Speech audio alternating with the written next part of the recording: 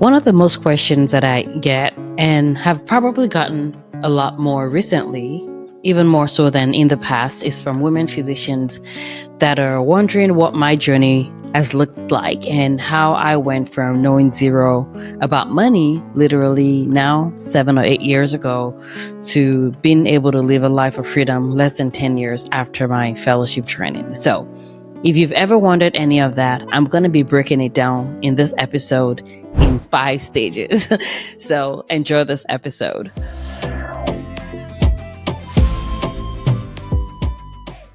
For those of you guys that are tuning in for the very first time, I'm Dr. Latifat. I'm a physician, mama of three little ladies, and the founder of MoneyFit MD. What we do here is 100% committed to helping women physicians learn money, grow their finances, and take charge of their life. And why is that important?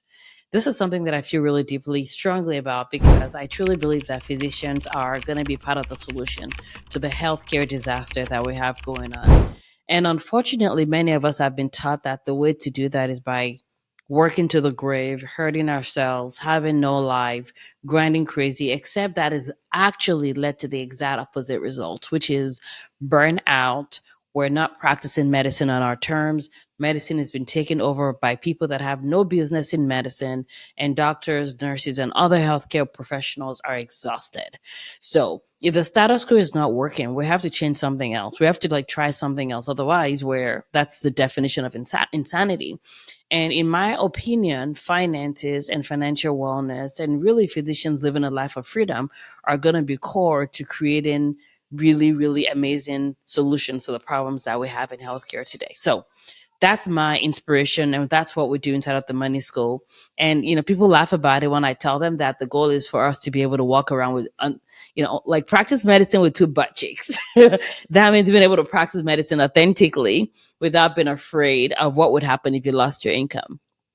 There was a post in a group that I'm a part of, and people were asking about how are you able to take a year off, how are you able to take a pause, how are you able to travel to 20 countries with your family, and how did you go from where you were to where you are now. And so I really sat down and broke it down into 5 phases that I really, really hope is going to be helpful for you.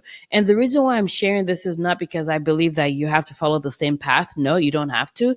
In fact, I have women physicians inside of the money school that have followed other paths that are different from the one that I took, right? However, principles can apply. And what I believe about principles is when you have principles that work, they work in whatever zip code, they work regardless of what setting, what discipline you are, what specialty you are, your relationship status principles work. So that's why many times when I'm talking about money, I talk about the principles behind money. So as you're hearing my own journey right now, and I know you've heard other people's journey, people that I've invited to be guests on my podcast, whether they're like members of my community or whether they're just physicians or people in general that I admire, the bottom line is that there are ways for you to do it. And so this is going to be my own journey that I'm sharing with you. And I really, really do hope that number one, it inspires you to create your own path. Number two, you can see that this doesn't take long. It just takes us being committed and ready. And I am really excited and looking forward to hearing from you about how you're going to take this and apply it into your own life in a way that makes sense for you. And when you do, what I want you to do is I want you to send me a message on Instagram. I'm Latifat Akintade or MoneyFitMD on Instagram. Or you could also just leave us a review on this platform, which is actually the number one thing that I would love for you to do. And the reason why is when you leave us reviews, it actually helps other women physicians find us. So are you ready for today's episode? Because I'm really, really ready. All right. So the first phase is going to be what I call like phase one, or you can call it like phase zero. This is where I knew zero about anything. So starts from phase zero. This is like the beginning. I went to med school like most of you did residency, did fellowship, had multiple six figures in debt. Nobody told me what to do with the debt. They just said, you'll figure it out. I mean, I guess I did. But the bottom line is I had no financial education. I did not know anything about anything. I did not know what a budget was, what a creative spending plan was. Here I was, an attending physician, incredibly smart, like all of you guys listening to this episode right now, and I knew nothing about money. I mean, this is not something that I took pride in. And as most of us know as physicians, we're so used to being judged, we're so used to being shamed for not knowing things, that the idea of me not knowing what to do with my finances wasn't something that I was proud of. And I actually could not even ask for help because I had so much shame myself that I didn't even need anybody else judging me. I was already judging myself. So asking for help was something that I was just having a hard time with, because that's how we've been groomed and taught in medicine, right? Especially if you trained at places where maybe there was zero tolerance for not knowing, right? You learn how to do it on your own, figure it out, or hope that it just disappears, right? And so I did not know anything about it. So, and I remember really vividly, there was a day I was walking in the hallway, went into a room where some of my co-trainers, or, higher levels were convening, and they were looking at the stock market and what the stock market was doing. And I could not run fast enough because I did not want them to find out that I didn't know anything about anything. Like, what the hell is a Dow? Like all those words that people were throwing around. Like, I did not know what those words meant. Right. And so my phase zero was really knowing zero. And it wasn't like I really wanted to learn about money. I didn't wake up and say, I want to be good at money. No, I woke up and said, I wanted to not burn out in medicine. I woke up and said, I did not want to live a life of regret where I would look back and wish I had never become a doctor. I said, I did not want to live a life where my kids didn't know me, or where I was just spending so much time apologizing to them for choices that I thought I didn't have. And then last but not the least was this. We are all different, and what is going to be of value to you is going to be different from what is of value for me. However, for me, one of the things that I knew was that if I burned out in medicine, if I was not living the life that I wanted, if I was not practicing medicine in a way that was ethically in line with my morals and whatever it is that I care about disparities. And I knew that there could be a chance that the powers that be may not agree about what I believed what may be the best care for my patients. And the moment I start to make decisions in a way that's not in the best of my patients is literally when like I start dying a little bit. And I did not want that to happen. So for me, it wasn't like, oh, I just wanted to be good at money. No, at no point did I say I wanted to be good at money. I just knew that money was going to be the tool that was going to help me be who I was and stay who I was, and literally not die in medicine and not die of being sad about the fact that I thought I didn't have choices about my time and my life. So that literally was my own stage zero. And then I now moved to a stage one, which for me was where I was starting to try to learn. And I would literally Google like, what's a budget? And I would look at the options and I'd go, I hit budget. And right. And every time I looked out to learn about money, I was always met with all the spreadsheets. And I did not want a spreadsheet. Also, there was this thought that I had, and honestly, now it definitely is a myth, that I had to do it perfectly. So, I mean, I will be honest. I've never thought of myself as someone with like perfectionistic tendencies, but I would say that as physicians, most of us have those tendencies where clinically, when we're taking care of our patients, we want it to be perfect. We want it to be excellent. If you're taking out a polyp, you want to remove the polyp completely. If you're clipping, you want to do it well. If you're tapping a joint, you want to do it well. So without even trying to, we are in some ways like groomed to be perfectionists, because that's how we save lives. Like, we cannot afford to make mistakes in medicine. So for me, when I was looking at even like this first stage of my journey, there was that expectation that it had to be perfect, that I had to do it perfectly. And so I would do things like trying to memorize, like, what's a 401k, what's a Roth IRA. Like, I was literally treating money the same way I treated medical care. I was treating money and financial education the same way I treated my medical expertise. Like, how do you manage someone with diverticulitis? Like, there's a way we do that, right? You want to know what the criteria is. How do you diagnose IBS? How do you diagnose IBS with diarrhea, right? What are you looking for with like IBD? Like, there's certain guidelines, right? That, their standard of care. And yes, we can do things that may be outside of standard of care based on our own clinical judgment and expertise. However, there are clearly defined rules and things that actually works well when it comes to patients. And I was taking that into my own finances, where if I could not remember what a 401k was in my stage one, I would be judging myself, right? So stage one was a mess. Literally. Stage one was a mess. I was trying and it was not working. I'm just going to be honest with y'all. It was not working. Right. And I tried reading books that were so boring. I would try looking for videos that were like, put me to sleep. So I was like, number one, I'm a tired mama of two at that point. So if you want my attention, you got to not put me to sleep. Right. And that was not working based on the data and information that I was finding. But also to add upon that was every space that existed then where physicians were learning money was very male centered and also just did not have any diversity in there. So it did not look welcoming. I did not look like the rooms did not look like I belonged in there. They did not look like they were there to embrace me or welcome me. But also there was so much judgment and shame. And it's like, how come you don't know that? You should know that already.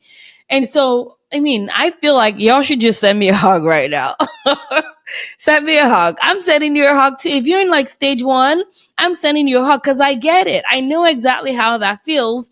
And honestly, that's why so much of the stuff that I've created with Money Feed MT is really to prevent women from being where I was when it came to my stage one. But that was stage one. Stage one was trying, but it wasn't working. Stage one was doing money the way that I did medicine.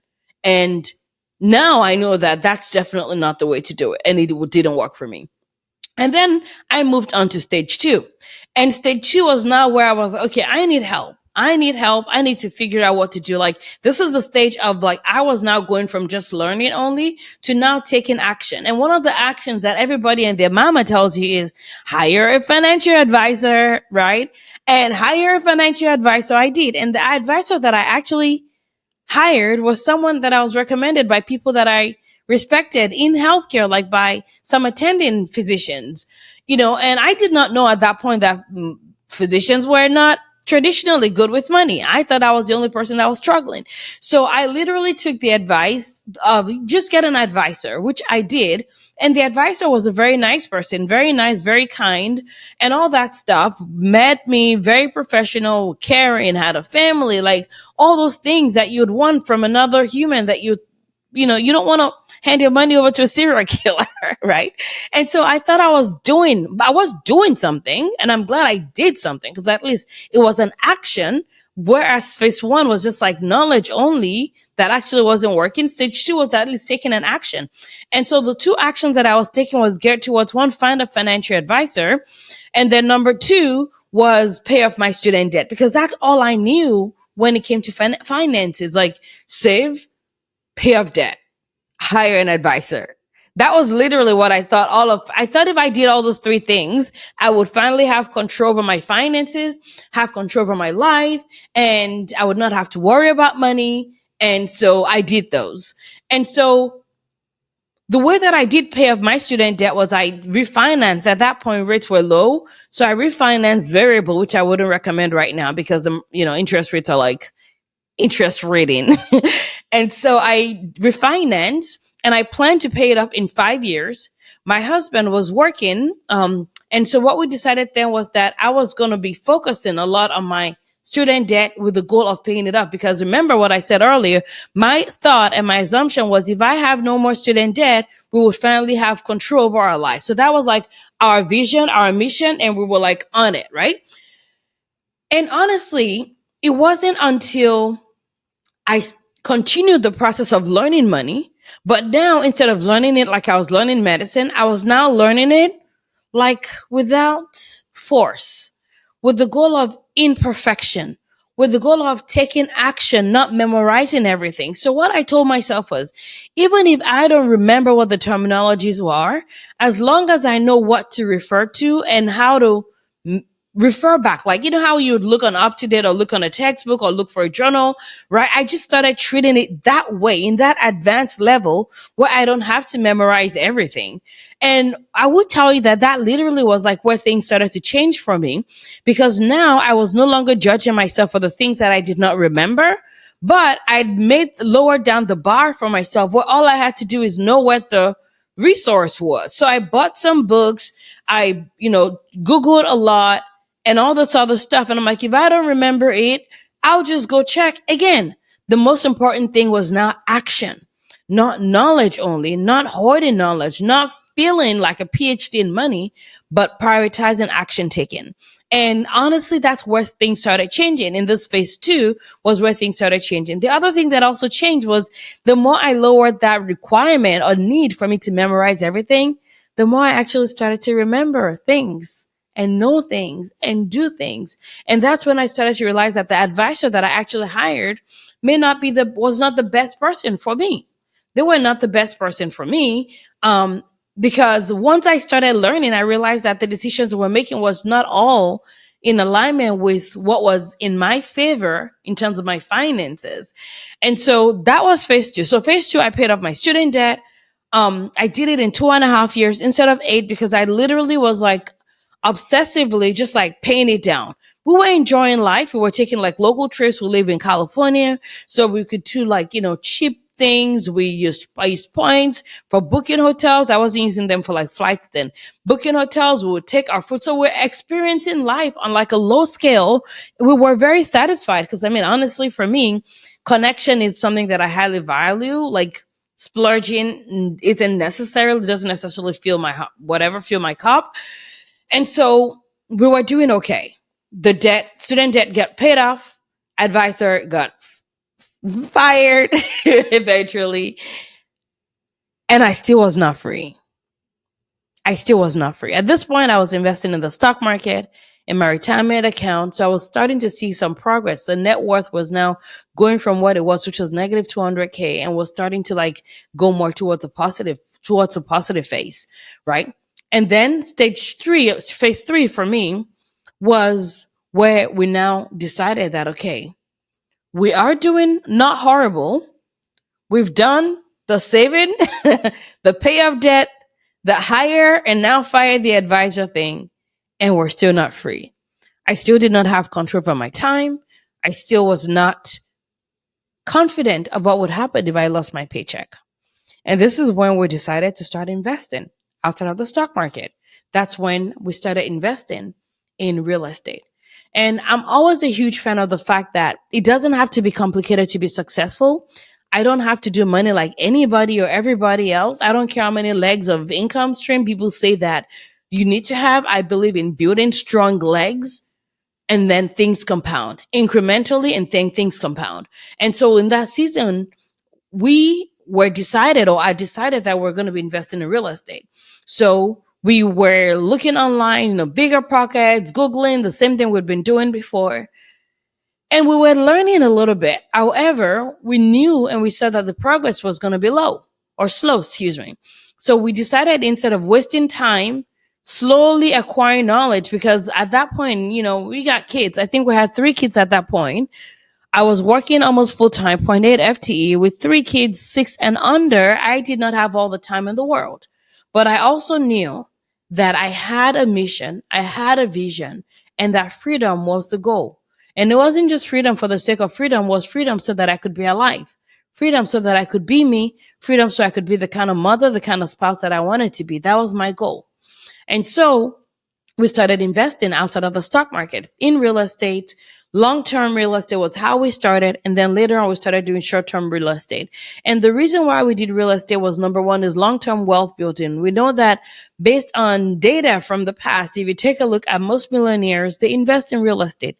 The top, I don't know, 5-10% invest in real estate. Success leaves clues. And I love real estate because there's going to be a season of learning, of putting systems and putting things in place. However, I'm not going to be exchanging my money for my time. And the other reason why I love real estate is, number one, is increasing net worth, meaning that I'm increasing my equity. If I can increase my equity in the property, my net worth goes up. And there are different ways of increasing equity. I'm not going to go into details in this breakdown, but there are different ways I've recorded that. Like literally go on my podcast, go listen from like one to where we are now, 200 and something. I promise you, your life would be changed. And I'm not telling you what I've not done before. When I first got introduced into coaching, I literally listened to over 100 episodes of the person through which I learned about coaching, and my life was changed even just by her free content. So if you listen from like episode 1, like literally turn your car into a library, your commute time, make it an asset, you will transform. And that's just the truth, because there's so much gold in here. And so what was I saying? I got distracted. Anyway, so the reason why I like real estate, we talked about equity. That's number one. And then also cash flow potentially, depending on where you buy the property, what the property numbers look like, whether it's short term, medium term, or long term. So that's number two. But also, I like the fact that it changes how you think when it comes to wealth beauty, when it comes to principles. It's literally a skill that you're learning, right? So there's the increasing, there's the cash flow, there is the equity, and there's also just the fact that it helps you learn how to think. And then last but not the least is like there's some tax advantages depending on what strategy you use for your real estate. So that's how we decided on real estate, and we just went full in. And within, I think it was like within 2 years, a year and a half or so, we bought 14 doors in different markets, and that literally like changed our net worth for the better in a way that was more accelerated than if we had done the stock market thing only. Again, there are different ways of achieving the same outcome. I can walk to New York. I can bike to New York. I can fly to New York. When I get there would be different. The age I will be when I get there, my skin, my wrinkles or not will be different. And I may be pissed and hungry if I walked or bike there, right? And I would probably be like, I don't know, 100 pounds less if I walked.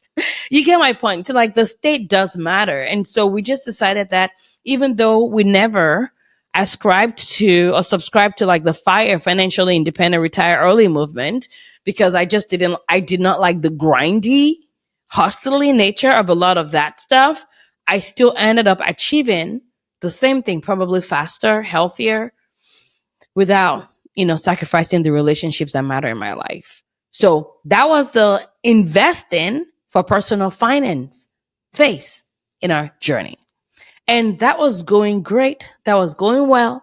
I was minding my business, which is where all big problems start. I did during residency, not residency, when I was in med school, I did a surgery rotation at a hospital that was a trauma hospital. And, we would have, gunshot wounds, stab wounds, and all those other things that we were seeing even as med students. And one of the things we always talked about was the story was almost always the same. I was minding my own business. All right. So we just started laughing at the fact that the most dangerous thing you can do in life is minding your own business. And actually, to an extent, I've gotten in, anyways, so I was minding my business, doing good in my life. I'd learned about all the stuff. I've seen the result in my own life. I was now helping my friends. I was helping my family because I was like, yo, this stuff is not even hard. Y'all come, let me teach you. And, people would message me and ask me because they're like, Asifa, you know how to explain this stuff in a language that makes sense? I'm like, yeah. And the reason why is because I was starting to feel empowered. I was starting to feel like nobody owns me anymore. Even though I was still employed, I was starting to feel like I can use my voice without being afraid of our paycheck, right? And so I was gaining confidence and becoming more me, which is the whole point. The point is for you to be the more authentic you, the part of you that serves, the part of you that serves your patients, that can answer the nudge that comes into your life without fear, right? And so that was the investing phase for me. And we were good. We were good. I was good, y'all. My life was good. And then money fit. I'm just joking.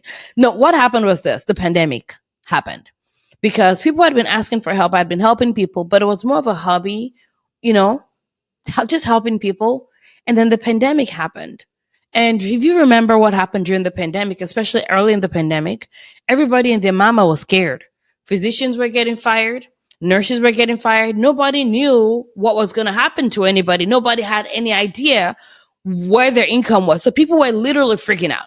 Even people that worked at the same place that I worked, that earned from the same place and was working more than I was working. So they were earning more clinically. They were freaking out.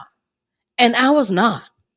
And what that meant was that I could take care of my family. I could focus on my kids' mental health. I could spend time thinking about our wellness. I could be present. So those were the things that I could do because money was no longer a problem. And here's what happened. I was enjoying those benefits in my own life and with the people that were close to me. And then I got a nudge, which was like, I literally did not have a choice. but to help people, because I have this knowledge, I have the skills, I have this way of doing money that had gotten me from literally 2016, knowing nothing about money, to now 20 January, early 2020, being in that space. That didn't take me a long time like people thought it was going to take them. I didn't have to wait for retirement to be free. I didn't have to have my debt like compounding without a plan. And I literally had no choice. So that was how that next phase 4, came into, where it became more of an entrepreneurial phase. The beautiful part of this is I had set in motion already the things that we're doing in the stock market, in the real estate, and now I could focus on being an entrepreneur. We're still building. We've acquired, some doors since then, but being an entrepreneur, as someone that thought she would never be an entrepreneur, that would never be a business owner, I had to learn every skill. I had to learn everything. What's a lead magnet? I did not know what that was. How do you speak on a podcast? I did not know how to do that. How do you speak on a video? I did not know how to do that. So I had to, hire a coach. My first coach, Dr. Una, big shout out to you. She was my first one-on-one coach. This was like early 2020. And, we worked together. And eventually I, hired other coaches and got in other programs and all this other stuff. And like, the journey to entrepreneurship has been hard. And the reason why it's been hard is because it literally breaks down the parts of you that has been hiding. It breaks down the parts of you that's been scared. It breaks down the part of you that does not want to talk to people. Here I am talking on a freaking podcast. When I first started this podcast, I thought I was only going to last like 10 episodes. And here we are, 200 and something episodes. Talking in front of a video. You should see the first video I did. I was like stuck on the wall, like literally shaking like shaking like a jellyfish, right? Because I was hecka nervous. I did not know how to do anything. Speaking on stages, what the heck? This year, I had the honor and privilege of hosting women physicians. We had almost 30 people that registered for our in-person event in Atlanta, where women of all diverse specialties and diverse colors came together to learn about money and building wealth in a room that was just so powerful. Like, those were things that I didn't envision that I was going to do when I started my entrepreneurial phase. The humans I've gotten to know, the Money Fit MD as a platform, which is the podcast, and then releasing our first best-selling book, Done with Broke, that was released last year in 2023, right? That was like crazy amazing. And starting the money school for women physicians, which is started 2 years ago, we've served over 100 women physicians that are more confident today when it comes to their finances, because I chose to do what was scary. I chose to do what was hard. I chose to learn the skills and break every part of me because they are so worth it. Like, literally, that's what that phase has been about. And so that phase continues. We're still doing that. We're doing that with the money school. We're doing that with the money challenge that we do, which is where we have 5 days of training for women physicians. And it's just been like mind blowing, to be honest with you. Like, as I reflect on that journey, it's just been like humbling. The person that I am today is so different from who I was 2020, who was so different from who she was in 2016, who is going to be different from who she is going to be in 2030, right?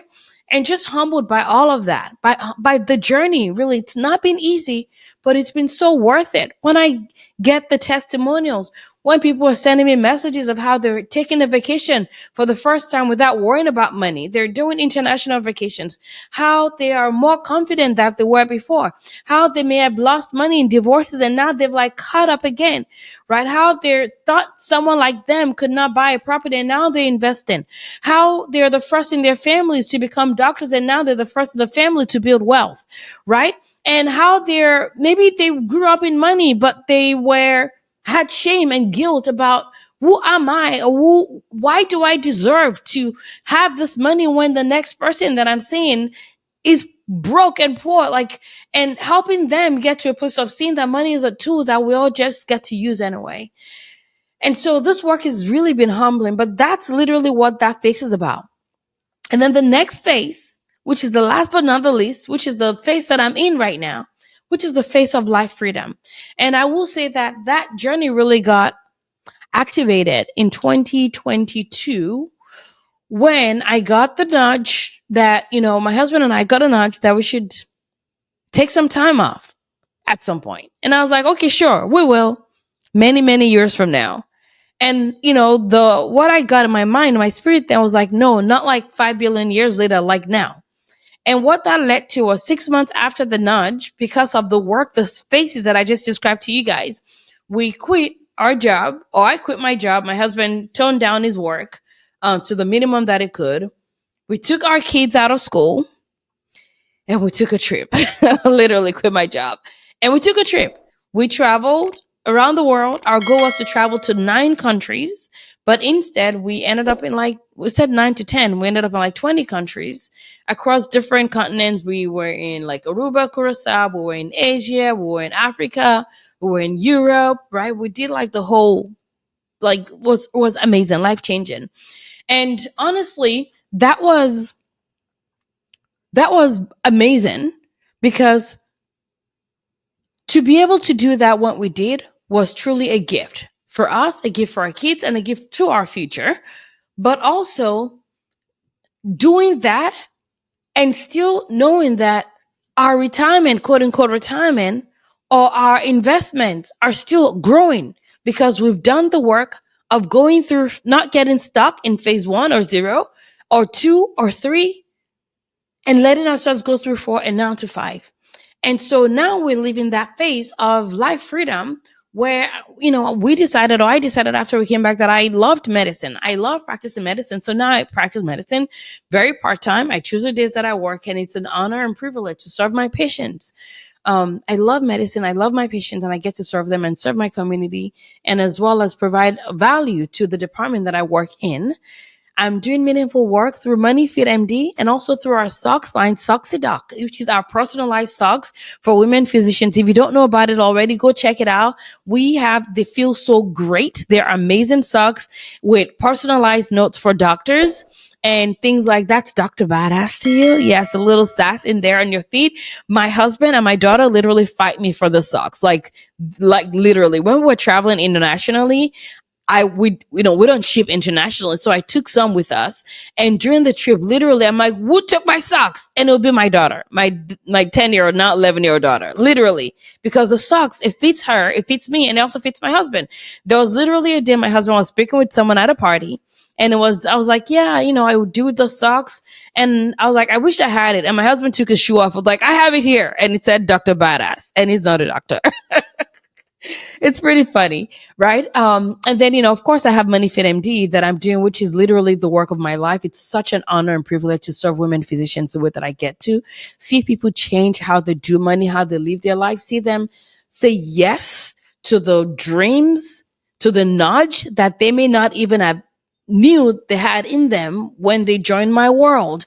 And whether that's through the podcast, whether that's through the book, whether that's through our challenge, whether that's through the money school, literally just being able to do this work it's been an honor. It is not easy. I'm not going to lie to you. It's not easy. Whoever tells you it's easy is just lying to you. It's not.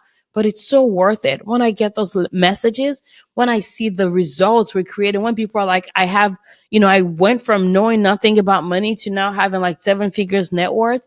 I went from investing in one passive income before I joined their community to investing in like 2 more within like literally 3 months. We've had people join our community and literally within a week invest in their first passive income. People doing their estate planning, learning to live a rich life, learning to love their personal finance and love how to spend, learning to value their own time, negotiating more. Literally, we had someone join us just a couple months ago. And within 6 weeks, she had negotiated a higher income that she, at a job she'd been working with for years. She negotiated a higher income. She's now learning how to invest in real estate. And I'm looking forward to her being able to buy her first investment property.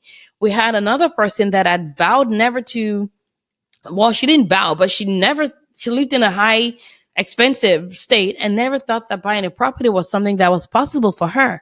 And now her and her family, they bought their first property and she's like, oh my goodness, I can't believe this. We have people that are, went from employed to starting their own practice. And because they've changed how they think about money, they understand money better. They're not afraid. They know how to use their mind to make money. And they've been trained now with the skills we teach them, how to survive the ups and downs that happens when you dream brave things. And now they're doing things like literally starting their own practice and buying their own investment properties and building their net worth and all these other amazing stories that I get to share with you guys. And so that's the phase that I'm in right now. And I don't know where this is going to go. Honestly, I'm just here to live the life that I'm called to live, to serve the people that I'm called to serve as long as I live. And where that is going to lead, I have zero idea. But if you're here for the ride, you're going to be hearing about it. So I just hope that sharing my journey with you has been helpful for you. I hope it inspires you to see that it is not too late. It is not too early.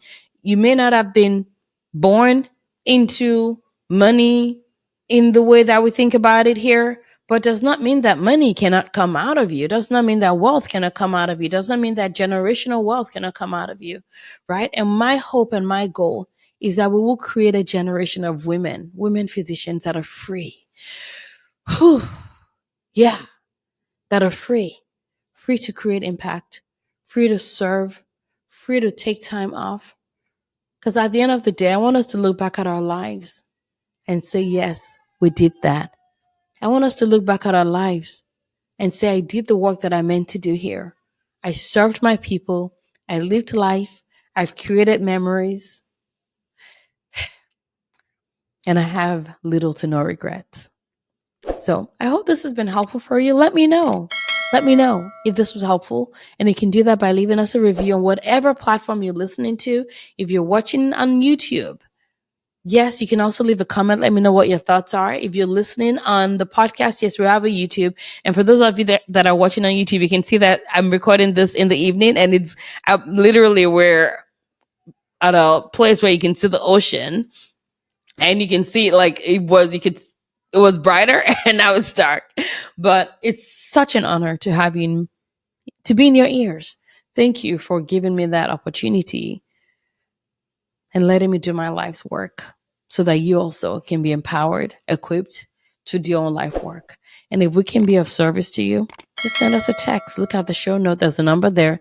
Send us a text. Let's schedule a time to talk. It's been a pleasure. I'll see you guys in the next episode. Goodbye.